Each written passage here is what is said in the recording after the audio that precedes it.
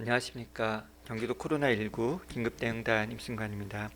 2월 2일 화요일 경기도 코로나19 대응 관련 정례 기자회견을 시작하겠습니다. 경기도의 확진자 발생 현황입니다.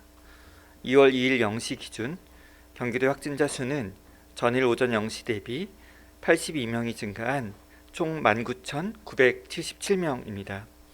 도내 20개 시군에서 확진자가 발생하였습니다.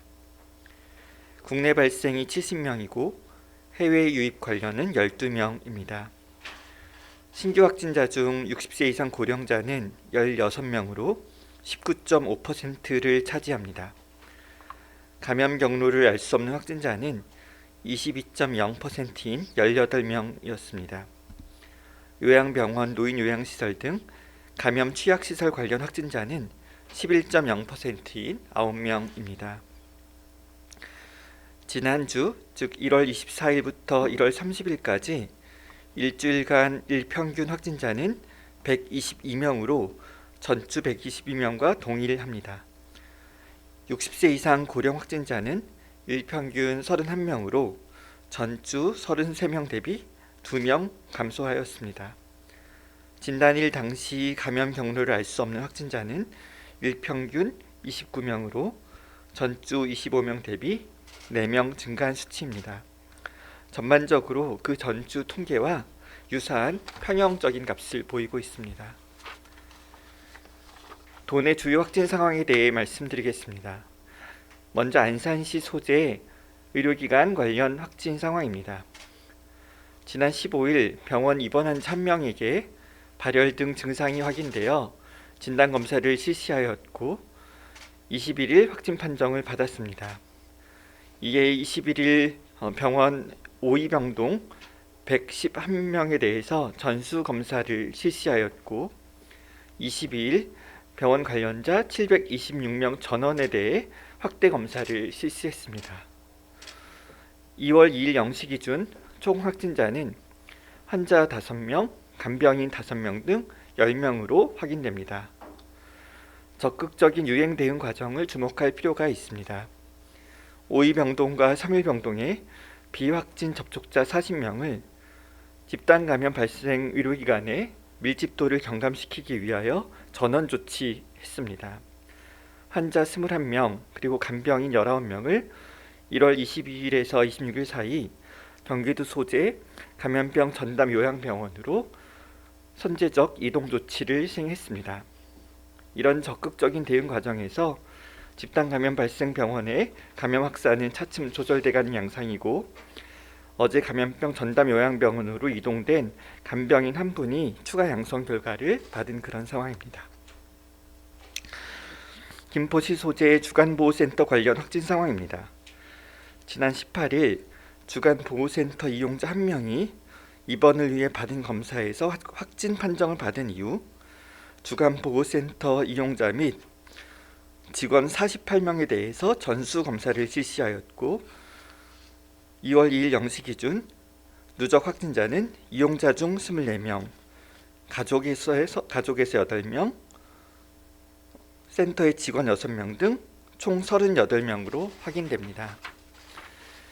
특히 2월 1일에 추가로 확인된 확진자들은 자가격리 해제 전 실시한 검사에서 확인된 만큼 확진자의 추가 발생까지 염두에 두고 지속 모니터링 하겠습니다. 다음은 경기도 코로나19 병상 운용 현황입니다. 2월 1일 20시 기준 일반과 중증 환자 병상을 합한 도내 의료기관 확보 병상은 총 1662개입니다. 현재 병상 가동률은 50.3%로 836개 병상을 사용 중입니다. 중증 환자 치료 병상은 총 198병상 확보되어 있고 이 중 92개를 사용 중입니다. 현재 가동률은 46.5%로 계산됩니다. 경기도 제3호부터 제11호까지 7개 일반생활치료센터와 제1호 특별생활치료센터에는 2월 1일 18시 기준 531명이 입소해 41.1%의 가동률을 보이며 잔여 수용 가능 인원은 759명입니다. 시흥시 구 시화병원 건물에 위치한 제1호 특별생활치료센터가 지난 2월 1일로 운영을 중단하였습니다. 수도권의 코로나19 유행이 안정세에 접어들고 의료기관 병상 자원에도 여유가 생기면서 보다 효율적인 운영을 위해 결정한 조치입니다. 향후 유행 확산 상황에 맞춰 다시 가동할 수 있도록 시설과 장비는 유지합니다. 작년 12월 26일부터 2월 1일까지 38일간의 운영 성과에 대해 말씀드립니다. 총 175명 입소하고 132명이 센터에서 퇴소하였습니다. 병원 등으로 이송된 분은 43명으로 입소자 대비 24.6% 수준이었습니다.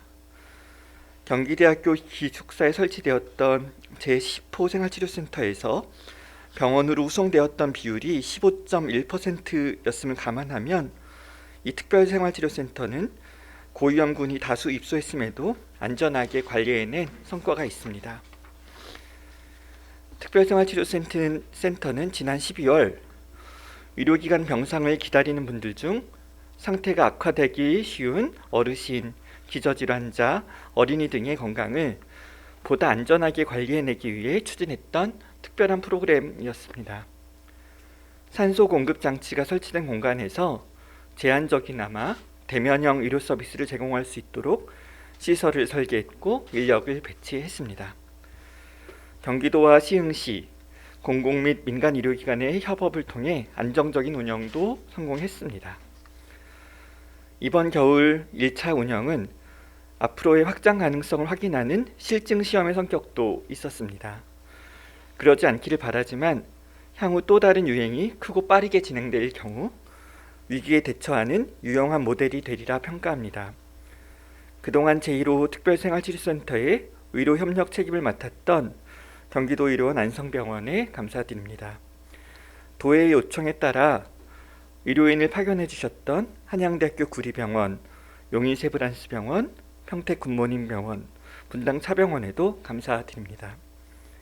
시설을 제공해 주신 남촌의료재단 시화병원 측에도 감사드립니다. 시흥시 경기소방재난본부 등 관계 공무원분들에게도 그리고 불편을 감수해 주셨던 지역 주민분들께도 감사 말씀 올립니다. 코로나19 확산세가 잦아드는 시점에서 필요한 것은 좀 더 멀리 내다보면서 선제적으로 대응할 수 있는 방안을 모색하는 일입니다.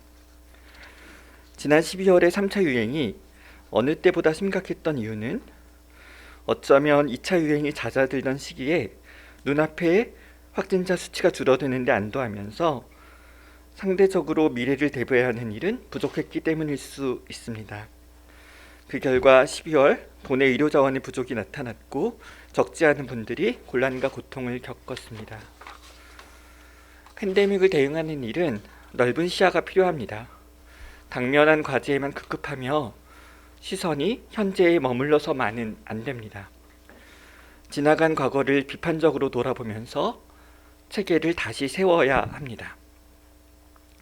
미래를 정확히 예측한다는 것은 불가능하므로 다양한 시나리오를 작성해 가야 합니다. 어떤 시나리오는 우리의 바람과는 다른 형태의 미래를 대비하는 방식이어야 할 것입니다. 백신 접종이 진행되면서 사회의 집단 면역이 형성될 거라는 희망이 우리에게 있지만 그것이 단순한 낙관이 되게 해서는 안 됩니다. 모든 일들이 우리의 소망대로만 진행되지 않을 수도 있다는 가정 아래서 냉철한 자세로 준비해야 합니다. 도는 모든 가능성을 열어두고 확장 가능한 계획을 수립해 가겠습니다. 예방접종 추진단을 중심으로 백신 접종 준비를 철저히 하는 한편 긴급대응단을 중심으로 새로운 4차 또는 5차 유행을 대비하는 일도 게을리하지 않겠습니다. 경기도에선 작년 1월 26일 첫 코로나19 확진자가 발생했었고 어느덧 만 1년이 지났습니다. 금일 0시 기준 19,977명이 감염되었고 안타깝게도 429명이 생명을 잃었습니다. 오늘 중으로 누적 2만 명 확진자 숫자를 기록하게 될 것이라고 예상합니다. 도는 전문성과 현장성의 토대 아래 집단지성을 발휘하여 실효성 있는 정책을 마련해 가겠습니다. 서로가 서로의 백신이 되어야 합니다. 도민 여러분께서도 적절한 긴장감을 유지하면서 각자가 할 수 있는 생활 방역을 꾸준히 실천해 주십시오. 감사합니다.